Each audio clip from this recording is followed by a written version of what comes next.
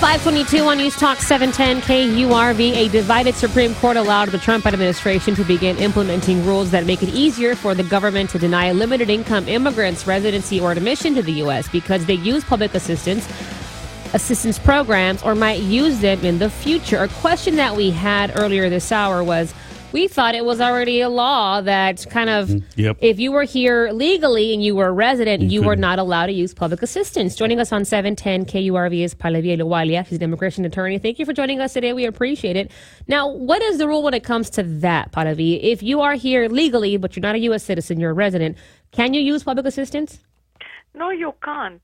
You can't. So say, for example, you were to be a U.S., you are present here illegally, but you have a U.S. citizen-born child.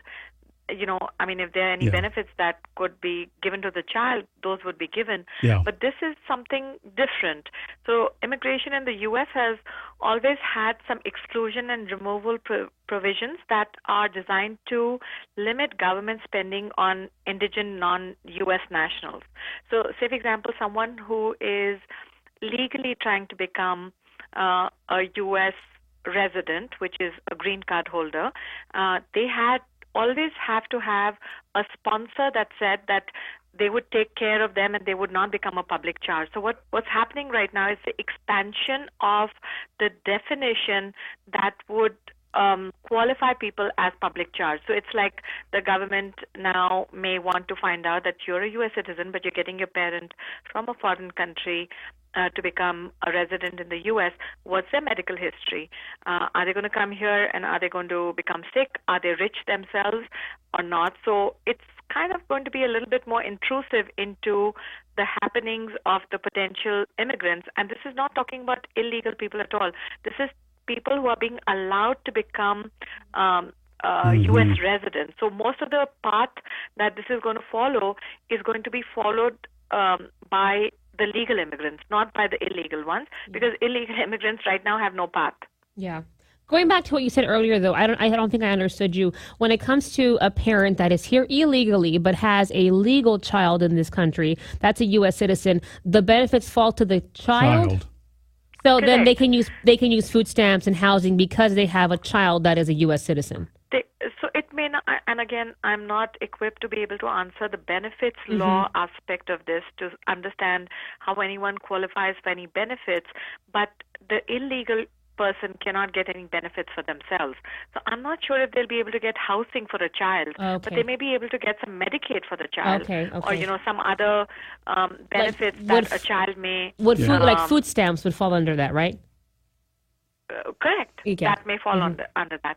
So, but it's going to be limited to only the people, that are born here, not illegal people at all. So this what's happening right now, it's just based on the government's assessment that an immigrant may be dependent on cash benefits, and those are some of the supplemental nutrition, federal housing assistance, Medicaid, and some cash benefits that people may be using. And that's the one that they're now expanding to say it's not just the cash benefits that's going to harm you if you've used those. It's going to be anything else that you've used that'll prevent you now from becoming a resident in the U.S. Yeah, this is Davis Rankin.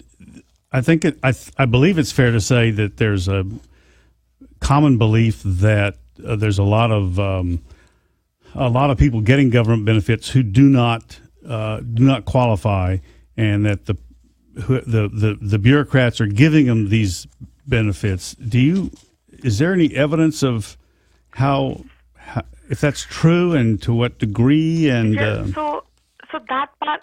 So I only know one thing, that if you are illegally present in the country, you can't just go and apply for any federal benefit. That's a lot of those are a lot of rumors that exist. But again, like I pointed out, that if you maybe have children who are born here, then they may qualify for some public benefits that are available. Yeah.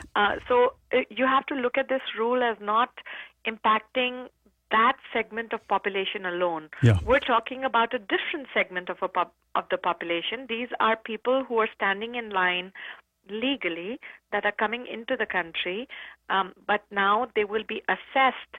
So basically, somebody just looks at you and your family and kind of rips them open a bit and says, how much money do you have in your bank? When you come into the country legally, can you really come here and sustain yourself? Or you have that illness, maybe you have this heart problem, then you shouldn't come into the U.S. So it's going to be a little difficult to make those determinations without exercising discretion that goes against the immigrants in a large aspect because of this expansion of this new rule. There's also something else that I read, Pallavi, and that included when it comes to pregnant women, correct? But this is also legal pregnant women that they're going to kind of be restricted to because of the I guess, the opportunity or the chance that they might have their child here? It could be. So for the pregnant women, maybe did you hear about that birth tourism announcement that said that if you're trying to come into the country, right, and it's birth tourism, if you're talking about that. So people would come here and, on visitor, and these were mostly wealthy people who were coming in here on visitor visas. They were not coming in illegally, but they were coming in on visitors visa. They could afford to, come and stay in hotels and, have no benefits, but deliver babies here, private insurance and all of that. So that birth tourism announcement is separate from this particular ruling that the Supreme Court made, and the Supreme Court has not agreed with the government. It's only removed an injunction that was against the government, which was issued by a federal district judge in New York. So what the Supreme Court said, the federal district judge cannot make an injunction that applies to the nationwide operation of the DHS's rule. So what they're saying is you can make a statewide injunction. So New York, if you want to, I mean, it's not allowed right now, but you could have done something that was in a limited scope, but not the nationwide injunction. So they're allowing DHS to go forward, but the merits of the case still have not been considered. So it's still going to go up slowly. So this is more a procedural issue, but it is still a successful rollout for the government, because now whatever rule that they had come out with in August of 2019, and they had announced new forms and new procedures around that in October of 2019, will now be allowed to operate because the injunction is now removed. Well, one last question, because we're out of time. Will this, the removing of the injunction, is this going to affect your clients, the people you handle? It will. It will. So say, for example, we have a student who's come here and he's going to school studying and maybe an engineering degree, but is still being able to afford their tuition and all of that, but not significantly with assets right now. We're talking about maybe a 25, 26-year-old, right? Now, he applies either through his employer or he marries and falls in love with a U.S. citizen here who applies for him. Now, they're going to be looking at this kids. I'll call this 25-year-old a kid, right? They're going to look at his assets, his history, to say if he can afford to be here, or maybe in the future he may use some public benefits. It doesn't mean that he's used public benefits, but he may use public benefits. Oh, wow. Now, you can understand how that works, right? You're giving an officer so you're not looking at maybe almost life and death power in a sense. Right. You're telling somebody that tomorrow maybe, even if you have a degree, you may be able to use public benefits. And that's the concern we as immigration attorneys have about this rule. That gives way too much discretion to the individual person, don't you think? It gives a lot of discretion to the officer that's reviewing the case, that says, even if you did not use any public benefits in the past, in the future, because you look to me like you're poor, that you may use the government benefits.